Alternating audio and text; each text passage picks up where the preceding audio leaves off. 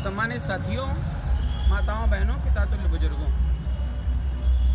जैसा कि आप सबको पता है, आप देख रहे हैं ये जन आक्रोश माताएं बहनें सब जो यहाँ पे पिछले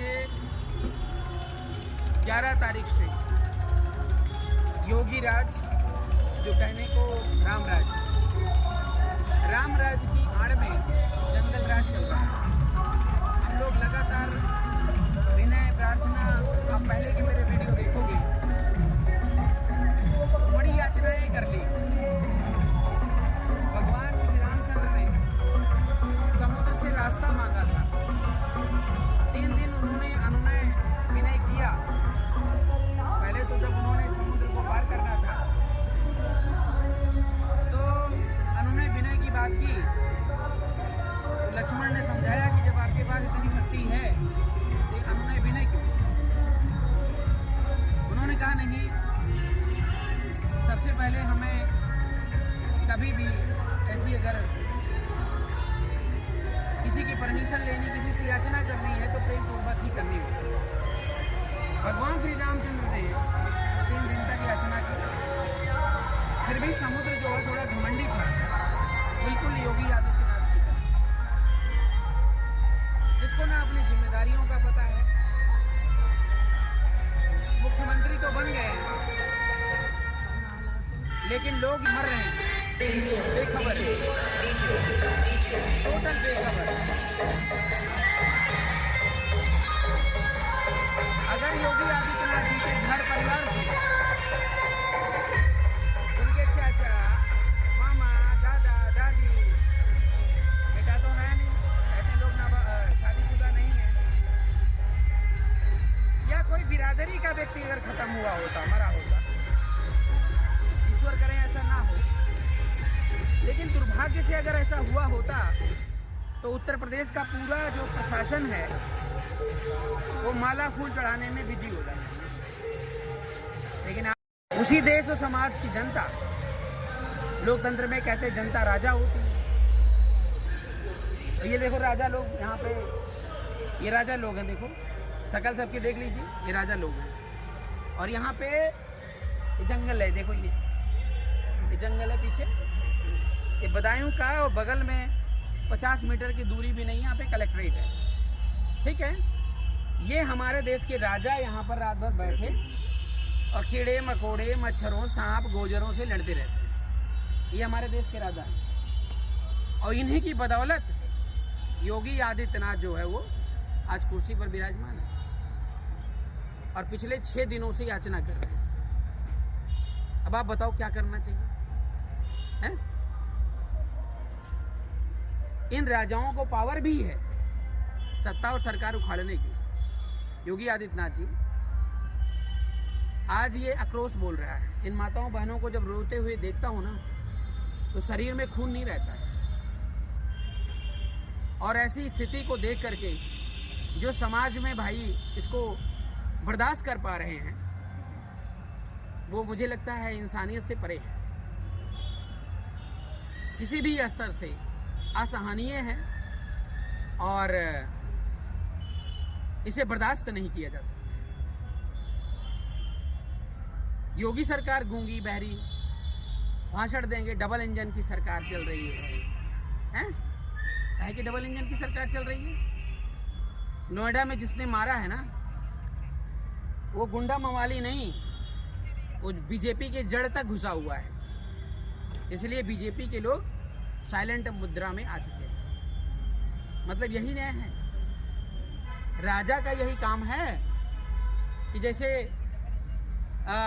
एक पहले खेला लोग खेलते थे, पंडित जी बोले कि जो है तुमने बिल्ली मार दिया है, समझ रहे हैं? तो पूरा प्लान बता दिए शूद्रों को कि भाई सोने की बिल्ली चढ़ानी पड़ेगी। जब घर में गए पता चला कि उनका बेटा भी संतोषु भी था, तब वो आकर के शूद्रों को समझा रहे हैं कोई बात नहीं, जहां रहे भैया संतोषु, बिल्ली मारे कोई न दोषु। समझ रहे हैं? तो ये वाली कहानी है। बाबा बुलडोजर की सरकार है। बाबा बुलडोजर की सरकार वहां पे चलती है जहां पर उनके लोग नहीं होते हैं। और जहाँ पर उनके लोग हो जाते हैं वहीं पर बुलडोजर हुआ, डबल इंजन हुआ, सब बैक फुट पे चला जाता है और राक्षस राज जो है वो कायम हो जाता है। आज हमारा भाई मरा हुआ है योगी आदित्यनाथ जी, और जिस दिन आपका भाई, भगवान न करे ऐसी कंडीशन आए, लेकिन ऐसी कंडीशन में जब आप फंसेंगे ना, तब आप अपने आप से आप सवाल पूछिएगा कि आपके साथ ऐसा क्यों हो रहा है, ऐसा क्यों हो रहा है। और ये मांगे अगर पूरी नहीं है ना, ये सारे माताओं बहनों और भाइयों के ये श्राप आपको लगेंगे, ध्यान रखिएगा। और शायद आपको आध्यात्मिक ज्ञान हो तो ये भी जान लीजिएगा कि रामायण महाभारत में श्राप बहुत चलता था। और जब कोई, एक बात और बता दें योगी आदित्यनाथ जी, सुनिएगा, जब कोई श्राप जो है ना गुस्से में दिया जाए, बोल के दिया जाए, तो वो श्राप उतना नहीं लगता है। मार भी दिया, श्राप भी दे रहा है, और वो श्राप बड़ा खतरनाक होता है जो मजबूरी में दिया जाता है। जैसे मैं यहाँ पे नारे लगा रहा हूँ आपकी सरकार के खिलाफ, योगी सरकार हाय हाय, लेकिन ये पत्नी है और ये माता जी, इनके मुंह से आवाज़ नहीं निकल रही है। अभी भी इनको उम्मीद लगी पड़ी है कि योगी आदित्यनाथ जी आएंगे और हमारी मांग को पूरा करेंगे, समझ रहे हैं ना। तो ये श्राप अगर इनका लग गया ना, तो ये बता रहा हूँ कि आपकी कुर्सी जो है ना वो बचने वाली नहीं है। जिस पर आपको इतना नाज है और जितना आप मदमस्त हो करके पूरे जैसे लग रहा है कि साला क्या कहते हैं, स्वर्ग का साम्राज्य चल रहा है, कोई दुखी नहीं है यहाँ। सम्राट अशोक का शासनकाल चल रहा है, कोई दुखी नहीं है यहाँ। हर दूसरा दिन, तीसरा दिन नहीं बीतता है मेरी जानकारी में।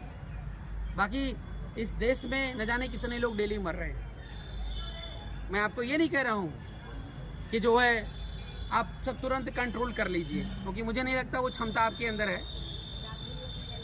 लेकिन मैं इतना ज़रूर करूँगा कि कहूँगा, घटना होने के बाद कुछ ऐसा करिए कि सामने वाला जो दूसरी घटना करे उससे पहले वो सोचे कि योगी आदित्यनाथ जी हैं। अगर आपका इतना डर होता तो ऐसी घटना होती? जब आप भाषण देते हैं उंगली दिखा दिखा के, ऐसे ऐसे भाषण देते हैं ना, ये कर दूंगा वो कर दूंगा, बताओ क्या कर रहे हो नोएडा वाले केस, बताओ। 1 तारीख की घटना है, आज 17 तारीख, 16 हो गई। अभी तक पुलिस गिरफ्तार नहीं कर पाई, ये भी नहीं समझ पाई कि जो है क्या कहते हैं अपराधी कौन है। लोग बता रहे हैं, मैं तो फोन नहीं किया, मुझे पता है कि सबके सब भ्रष्ट हैं, उनसे बात करना बेकार है। और कुछ लोगों ने, भाइयों ने फ़ोन किया तो ये सच्चो घुमा रहा है, बिहार से ला रहा हूँ, बंगाल से ला रहा हूँ, जैसे लग रहा है कि कोई डांसर बुला रहा है। हम बिहार में जा रहा हूँ ढूंढने और बंगाल में जा रहा हूँ ढूंढने। अभी तक कोई सॉलिड एक्टिविटी नहीं हुई। हम लोग पिछले 11 तारीख से यहाँ पर बैठे हैं और अब लगातार हमारे समाज के बीच में आक्रोश जो है वो बढ़ता चला जा रहा है। अभी मत समझना कि समाज जो है वो बैठ करके देख रहा है, मतलब चुप है। और हमारे समाज के यशस्वी डिप्टी सीएम आदरणीय स्वामी केशव प्रसाद मौर्य जी, मेरी ये वीडियो आप तक पहुंच रही है तो आपसे भी मैं सवाल जवाब चाहता हूँ। ये बदायूं में आप घूमते हैं ना, आते हैं, उंगली दिखा दिखा के बात करते हैं मैं मौर्य हूँ, आप ही आते हैं ना। और सारे मौर्यों को आकर्षित करने के लिए आप ही नज़र आते हैं ना। और आपने ये कहा था, दिल्ली के प्रोग्राम में गए थे ना, दिल्ली के प्रोग्राम में समाज के लोगों ने आपको बुलाया था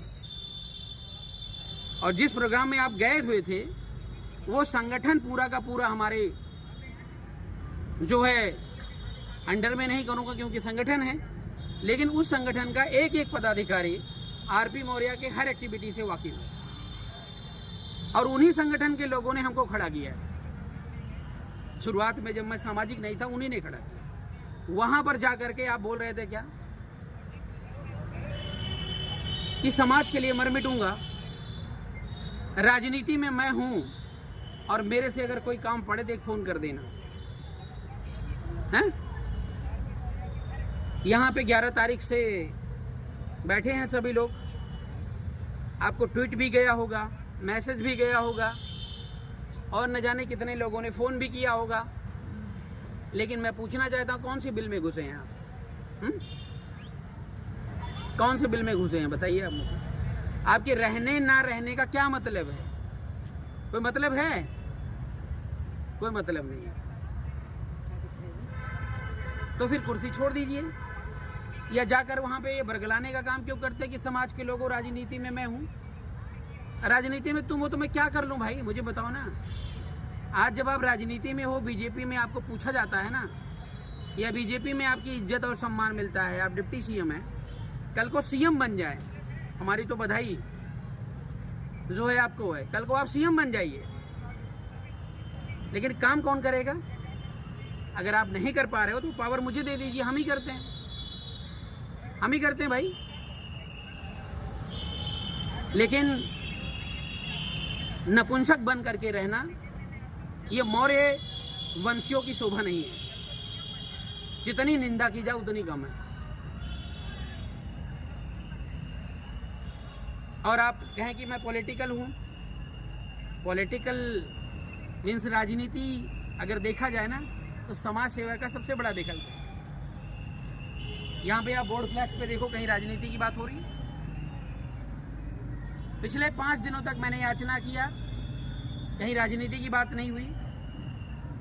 आज भी राजनीति की बात नहीं हो रही। हमारी मांगे अगर पूरी नहीं होती हैं, ये बात आप समझ लीजिएगा, हमारी मांगे अगर पूरी नहीं होगी, और इन माताओं बहनों से हम संकल्प ले चुके हैं, इनको वादा कर चुके हैं कि बेटे को आपको न्याय दिलाएंगे। 18 तारीख को हम लोग पब्लिक कॉल कर रहे हैं, पूरे समाज के लोग। ये बात एक बार